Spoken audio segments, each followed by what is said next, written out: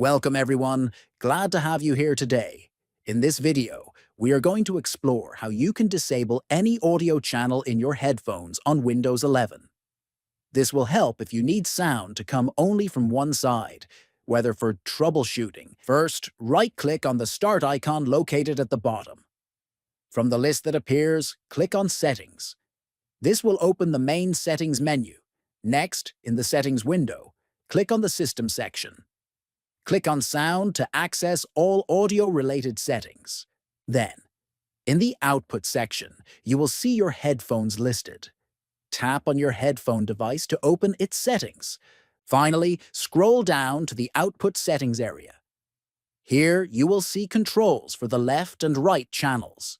From this place, you can completely disable any channel of your headphones as needed. This method gives you complete control over how your audio plays. If you found this guide useful, make sure to subscribe to the channel, give the video a like, and share it with others.